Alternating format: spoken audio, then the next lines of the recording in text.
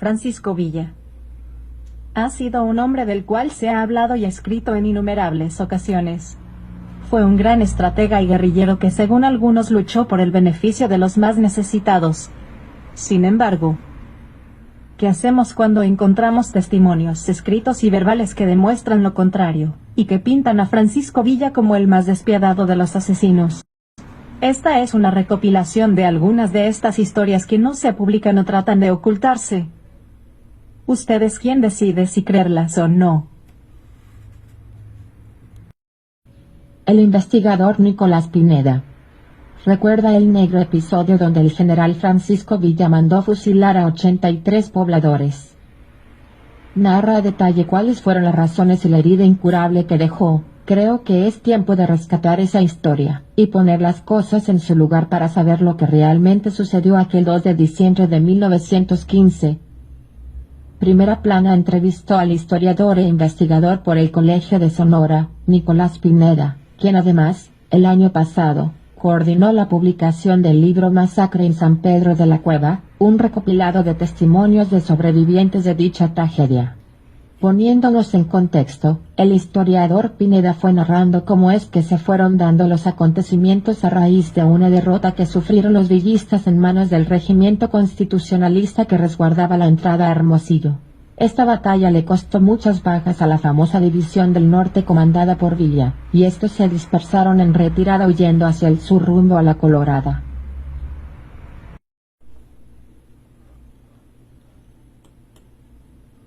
En ese tiempo Francisco Villa consideró oportuno invadir a Sonora, pero las cosas poco a poco se le fueron complicando.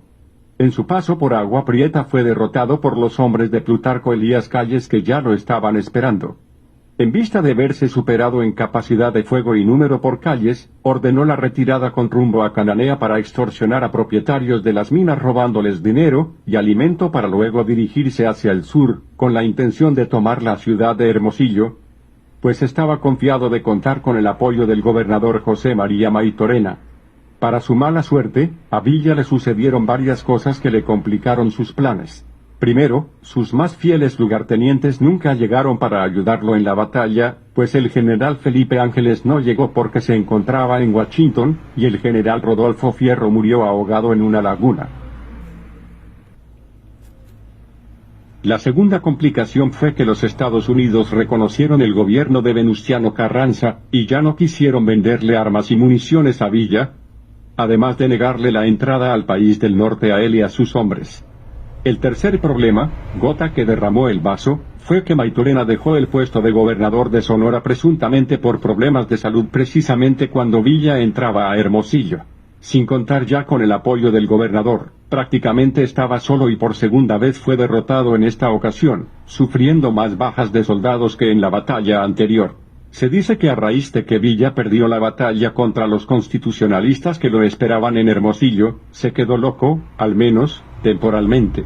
La desbandada de los Dorados huyó hacia la Colorada con la intención de perderse en la Sierra de Sonora. Según relata el historiador Thomas H. Naylor, una vez perdida la batalla en Hermosillo el general Francisco Villa se vuelve loco, pierde la razón, aunque fue temporal. No haya que hacer y agarra rumbo al norte, se va hasta Querobabi como queriendo ir a Estados Unidos pero se arrepiente regresando al sur. En la Colorada llega matando gente de una manera muy cruel, descuartizando a sus víctimas jalándola con 2 caballos. Ya convencido por sus hombres de que era mejor idea emprender la retirada a Chihuahua, Villa y su tropa se dirigen hacia Matape, y se topan con la dificultad de cruzar el río Yaqui, debido a que parte de los soldados cargaban con cañones, y otro tipo de armamento difícil de transportar. Les da órdenes, aproximadamente 300 soldados, que sigan derecho para buscar cómo rodear la creciente del río, pero al llegar al pueblo de San Pedro de la Cueva sus habitantes los confundieron con bandoleros y los reciben a balazos. Como había mucho bandolero en el camino, los pobladores siempre tenían una trinchera en la zona porque en julio ya había venido otro general saqueando al pueblo. Los del pueblo, sin saber que eran de la División del Norte, les reciben con balazos matando a 6 o 7 villistas en la entrada de San Pedro, y los pobladores empiezan a mirar que vienen más, alrededor de 300. Estos no eran todos los hombres de Villa, él iba por otro lado. Los que en ese momento pasaban por el lugar rodeaban el río porque traían cañones.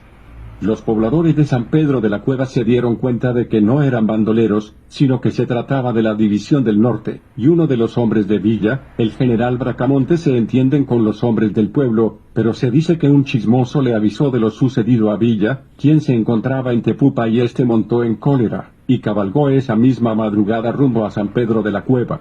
En ese momento se escuchó decir a Villa que iba a matar a todos los del pueblo, vivos y por nacer, viejos, mujeres y niños, dijo, y casi lo hace efectivamente.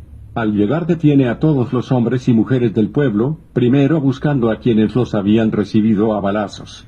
El general Bracamontes trata de calmarlo, y lo convence de que no mate a todos, porque quería también quemar al pueblo.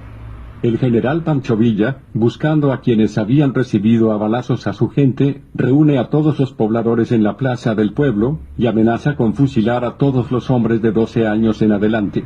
Total de que Villa detiene a todos los hombres en 2 casas en el pueblo en edades de 12 años en adelante, y en la madrugada del día siguiente los empieza a fusilar. El sacerdote del pueblo, Andrés Avelino Flores Quesney, no se encontraba dentro de la lista de personas a fusilar, sin embargo fue el único hombre que Villa mató personalmente cuando el párroco intentaba convencerlo de que perdonara la vida de los pobladores. Va con Villa e intenta negociar con él diciéndole que las personas que había retenido eran inocentes, pero este le dice que entonces delate a las personas responsables que habían matado a sus hombres, pero el sacerdote no quiso decir nada. Fue, mira, ¿Qué pasó? aquí quedó sacerdote, Ahí. aquí quedó sacerdote, sí.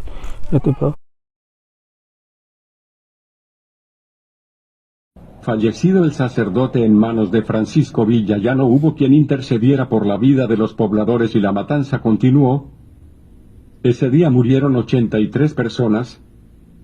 Solo se salvaron 7 hombres que recibieron rozones de bala y al desmayarse corrieron con suerte, pues los hombres de Villa creyeron haber acabado con todos.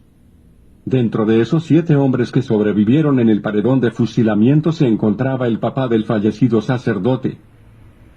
Una vez consumada la masacre, Villa ordenó a sus hombres quemar y saquear el pueblo, llevándose ganado, la cosecha de las siembras, y hasta violaron algunas de las mujeres. La mayoría de las historias que se conocen son de hombres que se lograron escapar e incluso de lo que casi no se platica es que hubo muchas violaciones en contra de mujeres, el pueblo fue saqueado y les mataron todo el ganado, todas las siembras, fue una verdadera tragedia. Después de eso Villa se va a Batuc, donde es recibido por el presidente municipal, quien en busca de congraciarse con él, lo recibe con música y gran cena, pero el general destrozado y sollozando les grita que no quiere nada de fiesta, y que mejor fueran a ayudar a sus vecinos pobladores porque habían destrozado al pueblo de San Pedro de la Cueva. Dice que Villa ya no era el mismo que había sido antes a raíz de lo sucedido en San Pedro, porque antes de eso supuestamente había habido un Villa que era idealista, el que iba a salvar a los pobres, el que iba a renovar el país. Pero que después de Sonora este personaje ya no tuvo nada de héroe, y más bien se convirtió en un villano. El historiador Nicolás Pineda explicó que para los pobladores fue un trauma muy fuerte, a los sobrevivientes no les gustaba hablar del tema, y recibían mucha burla de otros municipios debido a que los hijos que nacieron producto de la violación de las mujeres en San Pedro, les llamaban los hijos de Villa. Eso era algo muy cruel. Otra de las razones del por qué no se difundió mucho lo sucedido en San Pedro es porque en Sonora vivimos mucho tiempo en el régimen del PRI, y para este partido Villa era un héroe, y no sé en qué fecha su nombre se puso en letras de oro en el Senado de la República, pues en la historia oficial Villa es un héroe.